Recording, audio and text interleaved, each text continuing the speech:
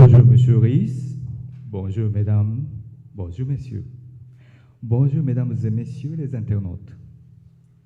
Monsieur le Consul général du Japon à Strasbourg, Takeshi Akamatsu, son épouse et nous, ses collaborateurs, vous souhaitons la bienvenue en cette résidence.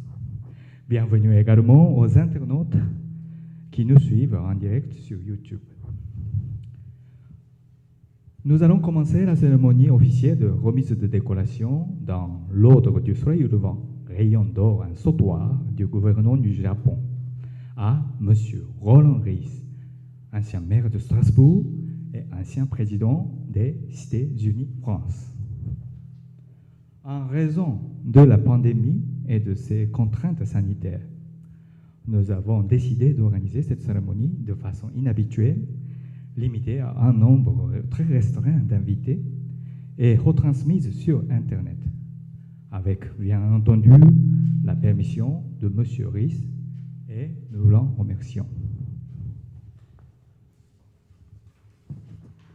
La cérémonie va se dérouler de la manière suivante. Dans un premier temps, M. le Consul général Akamatsu prononcera son discours et adressera ses félicitations à M. Roland Rhys. Puis, il remettra le certificat et la décoration à M. Rhys. Dans un second temps, M. Roland Rhys prononcera son discours en réponse à la décoration. Suivra une séance de photos qui clôturera la partie officielle de la cérémonie. Pour commencer cette cérémonie, M. Takeshi Akamatsu, consul général du Japon à Strasbourg, va prononcer son discours et adresser ses félicitations à M. Rhys. Nous l'écoutons. Monsieur Roland Rhys, Mesdames et Messieurs, je suis très heureux de vous accueillir aujourd'hui pour la cérémonie de remise de décoration de l'Ordre du Soleil levant, rayon d'or en sautoir de la part du gouvernement du Japon à M. Roland Rhys, ancien maire de Strasbourg et ancien président de Cité-Unie France, pour sa contribution à la compréhension mutuelle et à la promotion des échanges régionaux entre le Japon et la France. Avant toute chose, permettez-moi de vous souhaiter à tous, de tout mon cœur, une bonne et heureuse année 2021. Les mesures sanitaires liées au Covid-19 nous obligent à organiser cette cérémonie en nombre très limité. Et c'est pourquoi celle-ci se déroulera de manière un peu particulière par diffusion en direct sur Internet. À tous ceux nombreux qui, à cette occasion, auraient dû être à côté de M. Rhys, j'adresse mes sincères regrets et mes excuses. Je souhaiterais que vous appréciez cette diffusion sur Internet et je vous en remercie. Monsieur Roland Rhys, quelques jours à peine après mon arrivée à Strasbourg en novembre 2019, j'ai eu le privilège d'assister à la signature de la convention de partenariat entre les villes de Strasbourg et de Kagoshima. Ce fut notre première rencontre. Depuis lors, je n'ai cessé d'être sensible à votre profond attachement et à votre dévouement à la ville de Strasbourg, ainsi qu'au développement des relations avec mon pays. Face à l'arrivée de la COVID-19 dans votre chère région d'Alsace, vous avez souhaité rester quelques mois de plus en fonction en tant que maire de Strasbourg afin d'assumer pleinement votre rôle. Sans votre inébranlable mobilisation et votre grande maîtrise dans la lutte contre cette pandémie, Strasbourg aurait pu être plus sévèrement frappé. Et tandis que vous apportiez votre indéfectible soutien aux citoyens de Strasbourg, j'ai eu l'occasion de croiser votre chemin ici et là, et j'ai été heureux de constater que même dans cette crise sans précédent, votre enthousiasme et votre sollicitude vis-à-vis du Japon n'ont pas faibli. Et je vous en remercie vivement. Mesdames et Messieurs, je voudrais avant tout souligner l'importance de l'action internationale de la coopération entre collectivités locales dans la poursuite des objectifs mondiaux de développement durable. En 1956, le président américain Dwight Eisenhower a lancé le programme People to People. Il était convaincu que l'établissement de la paix mondiale reposait bien plus sur l'amitié et la compréhension mutuelle entre les peuples que sur des politiques internationales. Sa conviction est toujours d'actualité aujourd'hui. Les échanges internationaux initiés entre des villes, de pays et de cultures différentes se sont pérennisés au fil des générations, se transformant progressivement en coopération capable de résoudre de nombreux problèmes locaux à l'échelle mondiale. Cette coopération décentralisée, sous forme de jumelage, de relations d'amitié ou de partenariat entre collectivités locales de différents pays, est en effet une véritable diplomatie non gouvernementale, mais tout aussi importante, efficace et essentielle pour relever des défis mondiaux tels que les problèmes liés au environnement. Monsieur Ronlis, en qualité de maire de Strasbourg et président de Cité Unie France, vous avez été un acteur majeur de cet engagement international des collectivités locales françaises avec des collectivités étrangères, y compris celles du Japon. Ainsi, par exemple, avec la ville de Kagoshima, plusieurs coopérations ont été lancées dans des domaines tels que la jeunesse, les transports publics, la culture, l'économie, le sport et les politiques en faveur des personnes âgées. Et en particulier, votre politique de transport public urbain a attiré à Strasbourg de nombreux représentants d'autorités locales japonaises. Mais c'est Kagoshima, une des villes qui possède son propre système de tramway qui était la plus attirée par Strasbourg. À plus de 10 000 km de distance, nous constatons des synergies entre les deux tramways qui circulent chaque jour, témoignant de l'aboutissement de partenariats actuels entre les deux villes. En effet, un des tramways décollés au cœur de la ville de Strasbourg, à l'extérieur comme à l'intérieur, traverse le centre-ville de Kagoshima depuis décembre dernier. Monsieur Ronlis, je me souviens d'ailleurs d'un de nos entretiens lorsque la frontière entre l'Alsace et l'Allemagne a été temporairement fermée en raison de la crise sanitaire actuelle. Vous avez souligné l'importance de la libre circulation sur le Rhin. Pour l'enfant que vous étiez, né dans le nord de l'Alsace, juste après la fin de la guerre mondiale, et ayant grandi dans la région, et en tant que le maire de Strasbourg, désireux de faciliter ces libres échanges transfrontaliers à travers le Rhin. Et fort de cette conviction d'enfance et de votre expertise des questions de transport, vous avez su relier les deux rives du Rhin par un magnifique pont pour le tramway destiné à davantage affirmer le statut européen de Strasbourg et à consolider l'amitié franco-allemande. Et grâce à votre engagement dans les relations internationales au niveau des collectivités locales, les ponts que vous avez construits sur le Rhin traversent non seulement ce fleuve, mais vont bien plus loin symboliquement, atteignant le Japon. Votre engagement auprès des autorités locales japonaises a également ouvert une fenêtre de partenariat au niveau européen. En 2018, vous aviez participé en qualité de président de Cité Unie France à la 6e rencontre franco-japonaise qui s'est tenue dans la ville de Kumamoto. Les échanges d'alors ont conduit l'année suivante à une visite à Strasbourg de M. Onishi, le maire de Kumamoto. En effet, il était intervenu lors du congrès des pouvoirs locaux et régionaux du Conseil d'Europe en octobre 2019. Évoquant son expérience des terribles séismes qui ont frappé sa ville en 2016, il avait souligné l'importance et les mérites de la coopération entre l'administration publique et les sociétés civiles. C'est également à vous que les Japonais doivent le plaisir de découvrir à Tokyo le très célèbre marché de la capitale de Noël, que j'ai moi-même découvert par hasard il y a 10 ans environ. Mais ce n'était qu'en prenant mes fonctions à Strasbourg, plus tard, que j'ai appris que cela aussi était de votre initiative pour la promotion de Strasbourg et Alsace au Japon. Ainsi, notre toute première rencontre pourrait être avoir eu lieu sur le marché de Noël alsacien à Tokyo.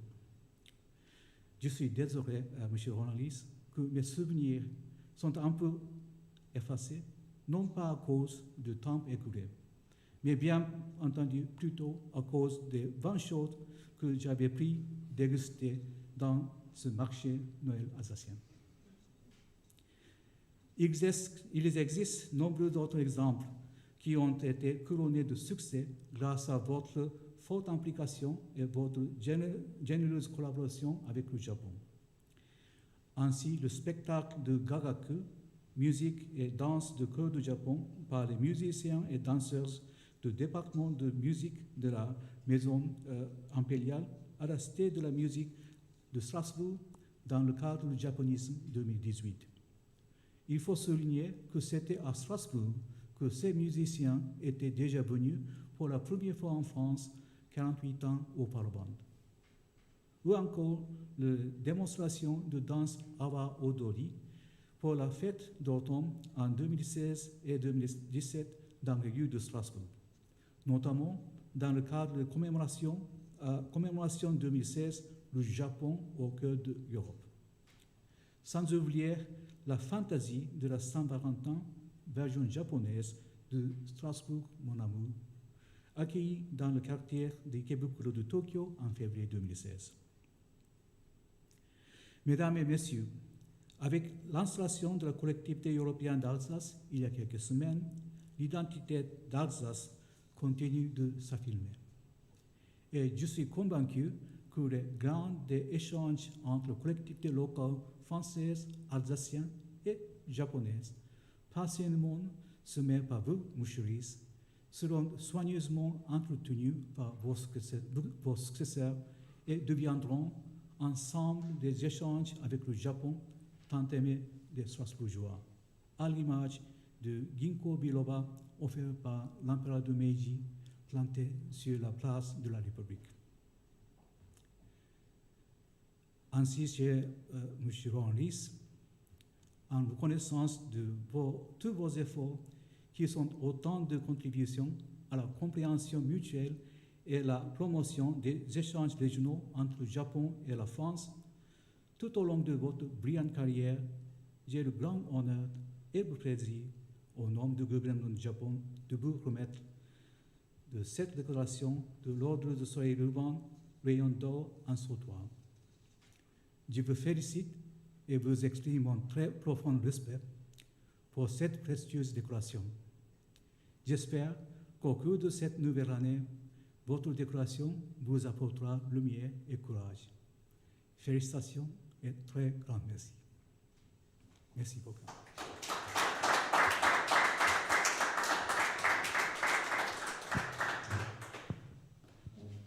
Nous allons procéder à présent à la remise de décoration.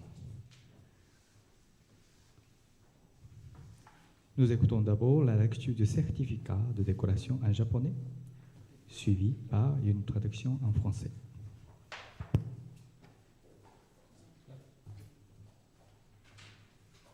日本国天皇はフランス国人ローラン・リスに特事中受賞を贈与する皇居において辞をおさせる。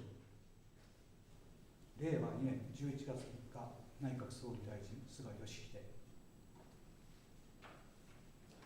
Félicitations, monsieur le Premier. Merci beaucoup. Merci à vous. Je traduis en français.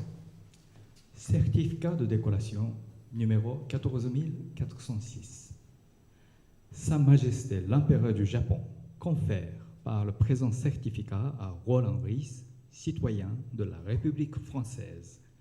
L'Ordre du Soleil levant, rayon d'or, un sautoir. En foi de quoi, le sceau de l'État a été apposé sur ce document au palais impérial. Le 3e jour du 11e mois de la 2e année de l'ère Riva. Signé Yoshihide Suga, Premier ministre, et Hiromu Onoda, directeur général du bureau des décorations, bureau du Premier ministre.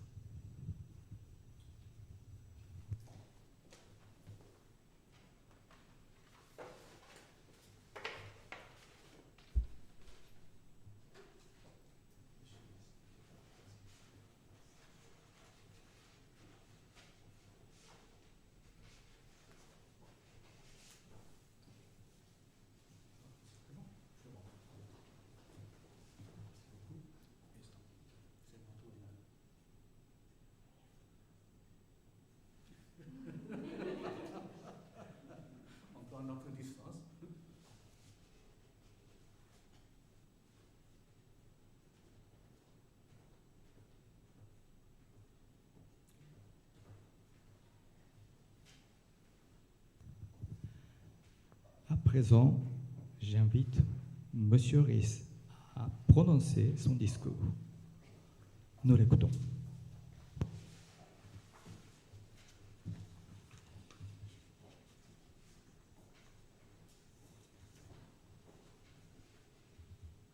Monsieur le Consul général et Madame, Mesdames et Messieurs les collaborateurs du Consulat, mes chers collègues et amis, en nombre restreint, comme vous l'avez dit, mais de plein pied avec moi dans ce moment solennel. Et si j'osais, je reprendrais une vieille formule de Thierry Roland, un commentateur sportif à l'issue de matchs importants. Oh là là, que d'émotion! Oh là là, que d'émotion! Là, ce n'est pas un match, c'est une cérémonie solennelle.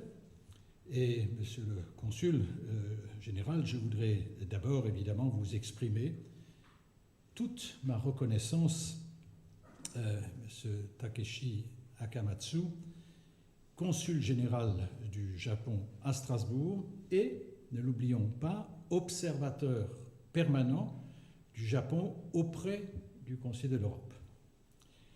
Vous avez organisé cette cérémonie, vous l'avez dit tout à l'heure, malgré les difficultés des temps, et je vous en remercie, je vous en suis très reconnaissant.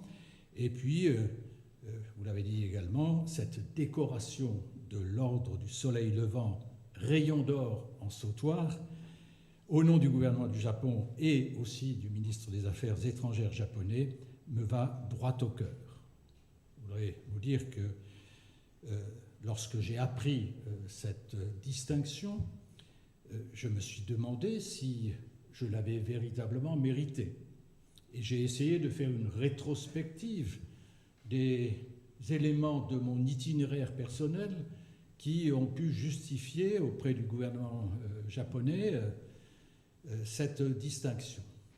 J'ai eu le sentiment, monsieur le consul général, que vous n'étiez pas étranger à cette décision et que vous avez probablement contribué à convaincre le gouvernement de votre pays de me donner cette distinction importante et qui, d'après ce que j'ai vu, illustre la compréhension mutuelle et la promotion des échanges régionaux entre le Japon et la France. Et je crois pouvoir le dire, cette distinction, elle est pour le maire de Strasbourg que j'ai été, et vous l'avez dit tout à l'heure aussi, pour le président de Cités Unies France que j'ai été également. Je ne suis plus ni l'un ni l'autre, mais je n'ai pas changé d'avis sur, je dirais, les orientations générales en matière de politique internationale. D'ailleurs, vous l'avez rappelé tout à l'heure, aujourd'hui, je suis en quelque sorte libéré de ces fonctions lourdes, Mais spontanément et bénévolement, j'ai repris du service dans la même direction, dans le même sens, auprès d'ONG, d'organisations non gouvernementales, en particulier une organisation qui s'appelle AgriSud et qui s'occupe de coopération décentralisée, principalement entre la France et l'Afrique, différents pays d'Afrique, car je suis de ceux qui pensent que il faut évidemment des relations diplomatiques de pays à pays. Vous êtes bien placé, monsieur le consul général, pour le savoir. Mais que ces relations diplomatiques de pays à pays sont encore plus efficaces, deviennent plus pertinentes lorsqu'elles s'appuient sur le people to people dont vous avez parlé tout à l'heure du général Eisenhower. Lorsqu'elles s'appuient au fond sur des relations directes entre des citoyens au plus bas niveau, c'est-à-dire au niveau des collectivités locales et territoriales. Et c'est ce que j'ai essayé de promouvoir tout au long de ma carrière. Et donc je suis très heureux que cet aspect-là ait été mis en avant, en quelque sorte, et m'ait valu cette haute distinction japonaise qui me conforte dans l'idée qu'il y a bien des similitudes entre nos deux pays, aussi bien entre notre région Alsace, aujourd'hui CEA, Collectivité européenne d'Alsace, et aussi, bien sûr, la ville de Strasbourg, avec différentes villes du Japon que vous avez citées tout à l'heure. Mon dernier voyage, vous l'avez également signalé, au Japon en 2018, à Kagoshima, à Kumamoto et à Nagasaki, m'a conforté dans cette idée que nos villes, plus globalement nos collectivités locales, sont certes éloignées sur le plan géographique, 10 000 km, vous l'avez dit tout à l'heure, mais finalement très proches sur le plan du vivre ensemble, des relations entre les citoyens et dans les préoccupations de nos citoyens respectifs. J'en citerai 3 exemples. D'abord, sur le plan mémoriel, la volonté est commune à des villes comme Nagasaki, que j'ai visité, et Strasbourg, de faire notamment à destination de la jeunesse la pédagogie pour que des événements tragiques comme la bombe nucléaire sur Nagasaki ou les camps de concentration, je pense ici au Struthof près de Strasbourg, ne se reproduisent jamais à l'avenir. Ça suppose effectivement que l'on explique comment les engrenages se mettent en place et aboutissent à des catastrophes comme celle de Nagasaki et les camps de concentration nazis, y compris ici en Alsace. Donc je crois que cette idée de faire connaître le passé, y compris dans ces moments les plus difficiles, les plus sanglants, les plus mortifères, à destination de la jeunesse, c'est éviter que cela ne se reproduise. En d'autres termes, connaître le passé et le faire connaître, c'est mieux dessiner l'avenir, ou plus exactement empêcher les retours de ces événements tragiques que nous avons connus, notamment à l'occasion de la Deuxième Guerre mondiale. Autre similitude entre, je vais dire, la France et le Japon, mais aussi entre Strasbourg et Kumamoto ou d'autres villes où j'ai pu séjourner et où j'ai pu prendre connaissance des politiques qui étaient menées. Dans les deux cas, du côté japonais et du côté français, nous sommes convaincus aujourd'hui de la nécessité des coopérations décentralisées dans un monde en transformation rapide et qui me paraissent être un impératif catégorique kantien. C'est Emmanuel Kant qui parlait d'impératif catégorique. C'est absolument indispensable, aujourd'hui plus que jamais. Et donc, s'il fallait trouver un exemple, il est d'actualité, c'est la crise de la Covid-19 que nous connaissons aujourd'hui, qui est une pandémie mondiale, planétaire, qu'on n'a jamais connue dans le passé. et qui évidemment est lié aux facilités de communication, de voyage aérien, etc., qui transportent le virus aux quatre coins de la planète. On a besoin de se rassembler et éviter les confrontations qui malheureusement existent encore aujourd'hui par rapport à ce virus. C'est une œuvre collective d'un bout à l'autre de la planète. Et je pense que les collectivités locales ont là aussi un rôle important à jouer. Je suis frappé. Encore hier soir, je suis revenu de Paris un petit peu après le début du couvre-feu, mais la ville est déserte. Les gens suivent, les gens acceptent, ils se rendent compte que leur contribution personnelle est indispensable pour lutter contre ce fléau et si nous voulons retrouver une vie plus normale, entre guillemets, que ce que nous connaissons en ce moment. Enfin, je voudrais dire un dernier mot sur le rôle des collectivités locales, parce qu'on a véritablement de fortes convergences là-dessus entre ce que vous avez dit tout à l'heure et ce que nous savons du rôle des collectivités locales au Japon et de ce rôle du côté français.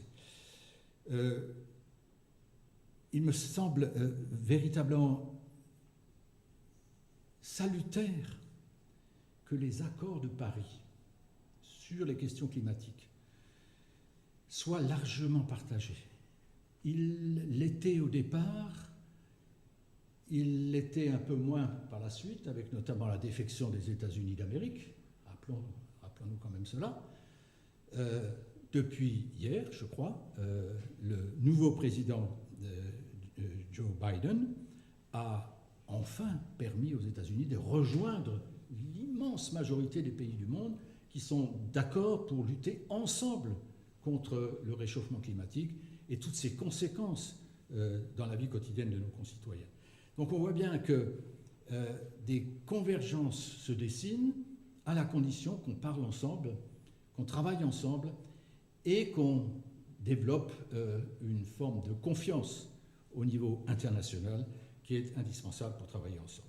Ces trois exemples, mais je pourrais en citer bien d'autres, montrent à l'évidence que le repli sur soi, l'idée qu'on pourrait faire son bonheur dans son coin sans se préoccuper du reste du monde, ce sont des idées fausses, des illusions dangereuses.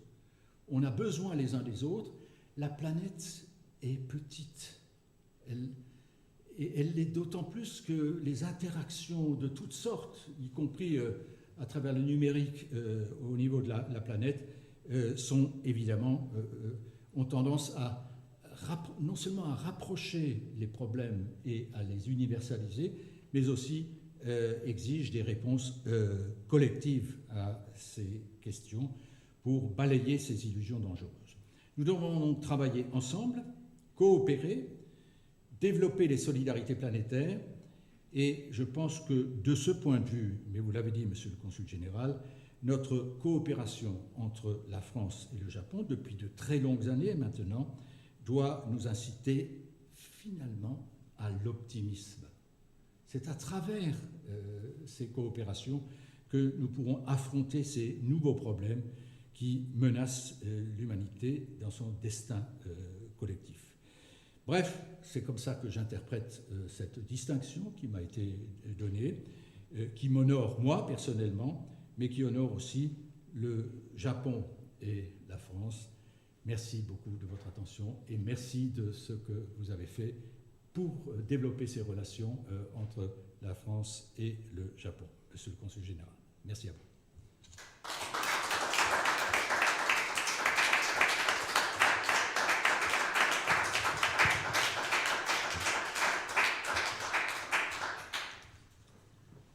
Merci beaucoup, Monsieur Rhys.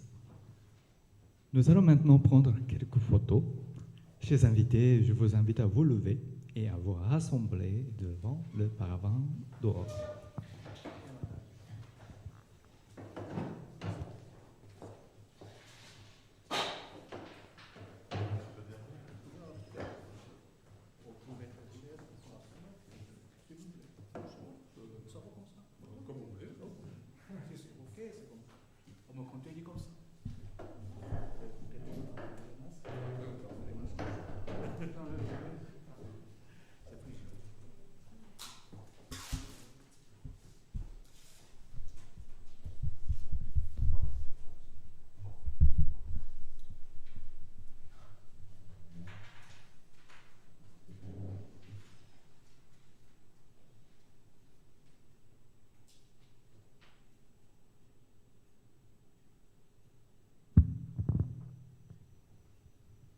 Mesdames et messieurs les internautes, c'est à présent la fin de la partie officielle de la cérémonie. Nous vous remercions de l'avoir suivi devant vos écrans.